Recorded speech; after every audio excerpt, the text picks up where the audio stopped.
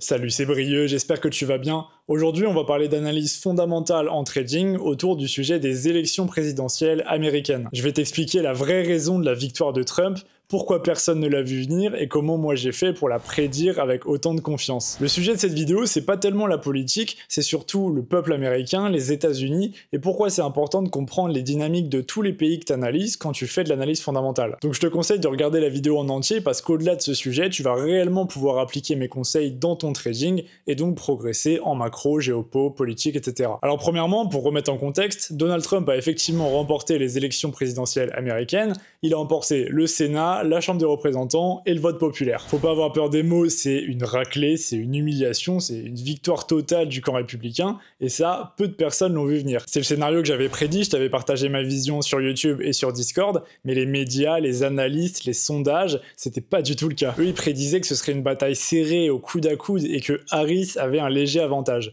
Surtout les médias français qui étaient totalement biaisés vers le camp démocrate. Donc j'ai pris un malin plaisir à regarder les réactions des journalistes de BFM TV et compagnie parce qu'ils étaient complètement déboussolés à la suite de ce résultat. C'était un scénario inimaginable pour eux. Donc je vais t'expliquer pourquoi les médias n'ont pas réussi à voir venir cette vague républicaine et toi la prochaine fois dans un événement similaire tu seras préparé et tu pourras saisir des opportunités. D'ailleurs abonne-toi si c'est pas déjà fait pour suivre mes prochaines vidéos. Je suis trader indépendant, je fais des vidéos sur le trading, la finance, l'analyse fondamentale et le trading algorithmique. Alors quand on parle de macroéconomie, géopolitique, politique, tout ce qui compose l'analyse fondamentale, on parle de comprendre les enjeux, les fondamentaux des différents pays, zones monétaires, zones économiques, pour ensuite prendre des trades, prendre des opportunités, des investissements, comme par exemple sur le Forex, sur euro-dollar. Et pour apprendre les dynamiques de l'Europe, l'Amérique dans cet exemple, on va à l'école pour apprendre les théories. On va apprendre toutes les théories économiques, les grands concepts, vus par le prisme des grandes écoles de pensée, keynésianisme, néoclassique, etc. Mais au-delà des théories, ce qui va te placer au-dessus des autres, ce qui va te donner un avantage comparatif, c'est ton travail, c'est ta curiosité, c'est aller chercher, aller fouiller, trouver des détails que les autres n'ont pas vus. Comme tu le sais, le trading c'est très concurrentiel, tu dois être meilleur que les autres. Et dans ce cas-là, dans le cas des élections, je suis allé chercher fouiller là où les autres n'ont pas fouillé. Ma conviction, ma vision de la victoire de Trump haut la main, c'est l'exemple parfait de ça. Je ne l'ai pas trouvé dans un article, je ne l'ai pas trouvé dans des théories, je ne l'ai pas lu quelque part, elle est profondément originale. Si j'avais suivi bêtement les autres analystes, moi aussi j'aurais pensé qu'Harris allait gagner, tu vois, t'as pas d'avantage sur les autres. Il faut se créer soi-même sa conviction avec son indépendance de pensée et ta curiosité que tu développes avec ton travail et ton expérience. Et comment on fait pour développer sa curiosité? Parce que pour les théories, on va à l'école, mais la curiosité, c'est un petit peu plus abstrait. Moi, ce que je recommande, c'est la lecture, c'est de lire des livres, de lire des grands ouvrages économiques, historiques, philosophiques. Celle-là, peut-être que tu t'y attends pas, mais je t'assure, quitte pas la vidéo, c'est vraiment très intéressant, et surtout, c'est vraiment très concret. Lire des livres, c'est pas mindset, développement personnel, lire Père riche, Père pauvre, ça c'est à jeter, ces livres-là. Moi, je parle des grands ouvrages, pas les torchons développement personnel que tu mets au feu à la cheminée à Noël. Ces grands livres économiques, historiques, philosophiques, j'en ai parlé dans mes vidéos et sur mon serveur Discord, et c'est grâce à ça que je me construis mes convictions. Évidemment, elles ne sortent pas de nulle part, je les invente pas, c'est dans ça que je les trouve. Et je t'assure que c'est très concret, tu vas voir. Je vais te dresser le tableau du peuple américain tel que je le vois à travers mes lectures, et tu vas tout de suite comprendre la logique derrière ma conviction, la logique derrière ce vote Trump des Américains, et tu vas voir pourquoi j'ai eu raison. Quand tu comprends en profondeur les fondamentaux des États-Unis, les enjeux, les motivations, la psychologie du peuple américain, le vote populaire pour Trump, il s'explique très facilement. On voit souvent les États-Unis comme une nation d'innovation, de progrès, d'individualisme, ils sont très ancrés dans la méritocratie, la liberté et le patriotisme. Et ça, c'est l'histoire américaine qui contribue largement à façonner la vision qu'on a de ce pays. Et en ce qui concerne le patriotisme, par exemple, je peux te prendre la référence littéraire la plus évidente. Quand tu lis Tocqueville, tu comprends réellement la valorisation de la puissance nationale chez les Américains. La fierté, l'esprit faustien, on va conquérir le monde, on va gagner. Il n'y a qu'à voir son slogan, Trump, « Make America Great Again », retrouver la grandeur de l'Amérique. C'est quand la dernière fois que t'as entendu Macron parler de la grandeur de la France? On n'a pas la même vision, eux c'est des guerriers, ils veulent gagner, ils veulent tout défoncer, c'est comme ça. Et cette mentalité guerrière, encore une fois, on l'observe par leur histoire. Quand ils sont allés faire les guerres à plein de pays étrangers pour protéger la démocratie, on peut penser ce qu'on veut de ça, c'est pas un jugement de valeur. D'ailleurs, des guerres comme le Vietnam ou l'Irak avaient été largement décriées par l'opinion publique. Mais sur le plan économique, ce qui nous intéresse en tant que trader, ça veut dire des dépenses militaires très élevées, dans l'industrie de l'armement, des politiques étrangères très puissantes, avec une compétitivité internationale très recherchée, et il y a une conséquence directe de leur idiosyncrasie sur les marchés financiers.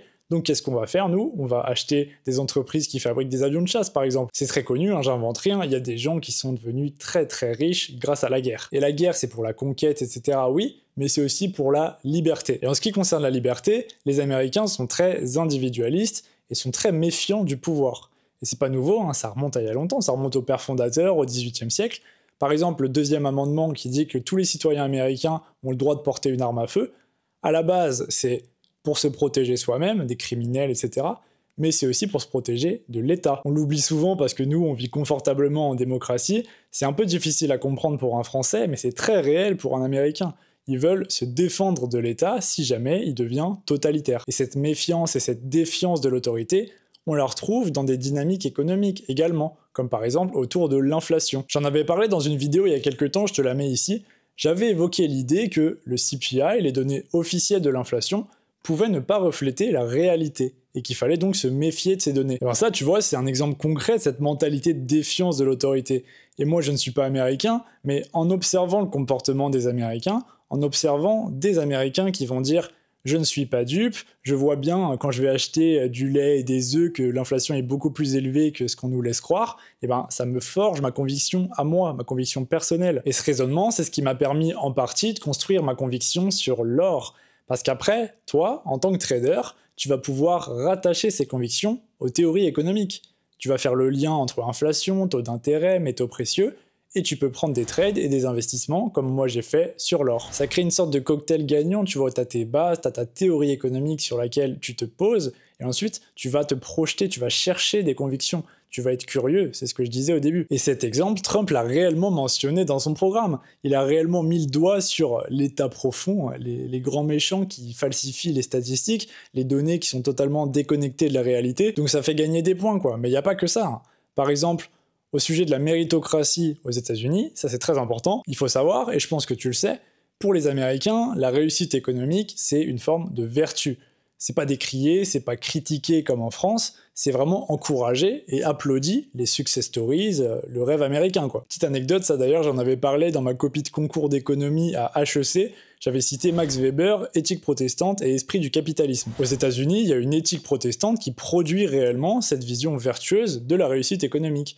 Et encore une fois, c'est pas juste historique ou mindset, c'est vraiment concret dans la réalité, quoi. Dans l'économie, ça se traduit par un capitalisme libéral, peu de barrières à l'entrée pour les entreprises, peu de régulation, tu vois, ce genre de choses. Une haine du communisme ou du socialisme, et une vision dithyrambique des personnes qui réussissent et qui veulent réussir. Et si on fait le parallèle avec les élections, tu vas voir, ça coule de source. D'un côté, t'as une communiste qui promeut des idées de diversité, équité, inclusion, qui sont des idées profondément anti-méritocratiques, et de l'autre côté, t'as un businessman qui a créé un empire de plusieurs milliards de dollars. Je caricature évidemment, mais dans l'idée, dans la vision, qui des deux va le plus résonner dans l'esprit des Américains? En France, sans aucun doute, ce serait Kamala Harris. Les Français sont petits, ils s'identifient à la moyenne, à la médiocratie, une femme normale, avec une vie normale, une famille normale, pas de talent, rien d'exceptionnel, ça leur parle. Mais aux États-Unis, ça n'a rien à voir, c'est pas du tout la même vision. Et les gens sont inspirés par Donald Trump. Et ça peut paraître bizarre, ça peut paraître étrange, mais c'est parce qu'on n'est pas né aux États-Unis. Et même moi qui m'intéresse énormément à ce genre de choses, qui m'intéresse énormément à l'histoire des peuples, on comprendra jamais ce qu'ils ressentent, parce qu'on n'est pas né là-bas. Ils ont une vision profondément différente, une culture profondément différente, et ils sont inspirés par Donald Trump parce qu'ils voient en lui ce qu'il pourrait être. Ils voient en lui une vision du futur, une progression, une croissance, et ça leur donne de l'espoir, ils ont envie de lui ressembler. Et du coup, ça fait qu'ils sont très profondément attachés à lui. Donc ils votent pour lui. Et puis aussi, dans l'esprit patriotique, ils sont très attachés à leur culture, à eux-mêmes. Ils s'aiment beaucoup, ils aiment beaucoup l'Amérique, ils aiment beaucoup le drapeau américain. Tu le vois partout attaché sur le pignon de toutes les maisons, de toutes les banlieues, de toute l'Amérique. Donc, quand tu as un candidat démocrate qui passe son temps à critiquer les États-Unis, à revenir sur les erreurs du passé, à toujours dire que c'est la faute des Américains, à jeter la pierre sur le peuple, à revenir sur la ségrégation, l'esclavage, le racisme systémique, etc., et blâmer le peuple pour ses problèmes, c'est pareil, ça passe pas avec la majorité des Américains qui s'en foutent totalement. Et c'est pas malhonnête ou antipathique ou raciste de se foutre du passé comme ça, c'est quelque chose qui est profondément ancré à leur culture, une fois de plus. Et j'avais lu un texte super intéressant de Ralph Waldo Emerson C'était un essayiste au 19e siècle, un essayiste américain, et il avait traité du sujet de l'histoire de l'Amérique. Il avait dit que aux États-Unis, il n'y a pas d'histoire, il n'y a que des biographies, et que le peuple est tourné vers le futur. Il disait pas qu'il fallait oublier l'histoire, il disait simplement qu'il fallait se tourner vers le futur. Et c'était dans le contexte à l'époque où ils voulaient s'émanciper de leurs racines européennes. Donc encore une fois, au niveau de la vision, de l'idée des élections, de l'idée de la mentalité du peuple américain en 2024, Kamala Harris, c'est un peu un disque rayé, quoi. C'est un disque rayé qui va rabâcher à tout le monde les erreurs du passé, alors qu'ils s'en foutent. C'est simplement leur culture, c'est comme ça qu'ils fonctionnent. Et d'ailleurs, c'est pas un jugement de valeur, hein. Encore pour la mentalité guerrière dont je te parlais tout à l'heure, là je suis pas en train de juger, en fait, je m'en fous de si c'est bien ou pas.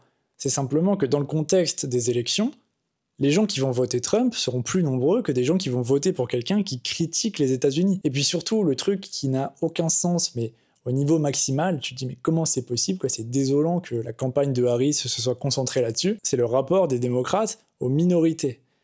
Il y a un problème mathématique, c'est-à-dire que pour remporter une élection, tu peux pas aller chercher les votes des minorités, ça n'a aucun sens, c'est un problème mathématique. T'as besoin de plus de votes que ton adversaire. Donc si tu parles que des minorités, tu ne peux pas gagner. C'est juste complètement taré, hein, et c'est à se demander même comment les démocrates ont pu gagner par le passé, hein. C'est que la propagande est vraiment très profonde, mais ce discours pro-minoritaire, il passe pas pour la majorité des Américains, qui sont des blancs chrétiens, qui sont au fin fond de l'Ohio, qui n'ont jamais entendu parler de diversité, inclusion, etc., et qui s'en foutent, quoi, ils s'en foutent. Ça, c'est un truc, c'est pas leur problème, et on peut pas leur en vouloir, c'est juste au niveau individualiste, encore une fois, c'est une caractéristique du peuple américain qui rentre en jeu dans ces élections. Bref, donc je pourrais continuer, hein, bien sûr, je pourrais faire un tableau très très précis, profond, avec toutes mes lectures, mais l'idée que je veux véhiculer, c'est que quand tu vois un petit peu plus loin que les articles de journaux, les émissions télé, etc., les médias, les analystes, forcément, le vote populaire pour Trump, tout de suite, il coule de source, tout de suite, il s'explique beaucoup plus facilement. C'est sûr que c'est facile de crier au fascisme dès qu'il y a un argument qui va pas dans le sens de la doxa,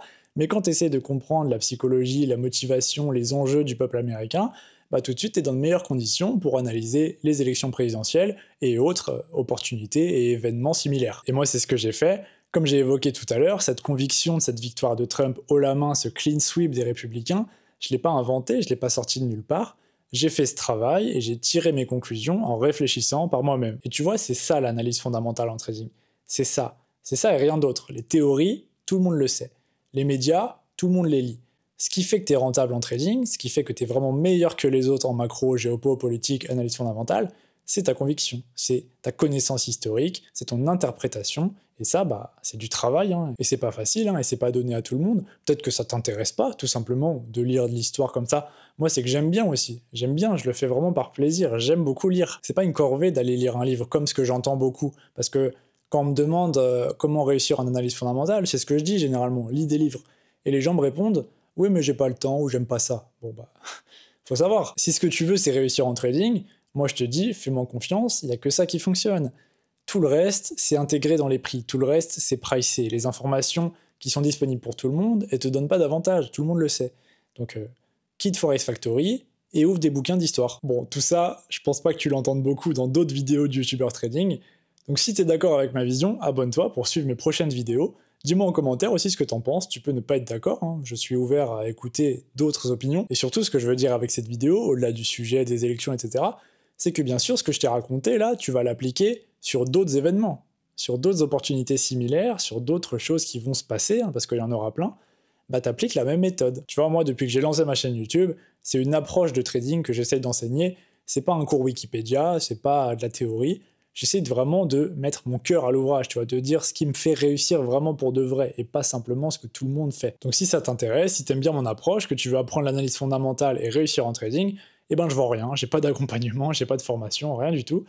Tu peux regarder ma vidéo gratuite « Comment apprendre l'analyse fondamentale » et tu peux rejoindre mon serveur Discord gratuit où je fais un rapport d'analyse fondamentale journalier. J'espère que la vidéo t'a plu, j'espère que j'ai pas non plus fait trop prof d'histoire, je voulais vraiment que ce soit concret, parce que ça l'est, hein, comme j'ai essayé d'expliquer tout au long de la vidéo.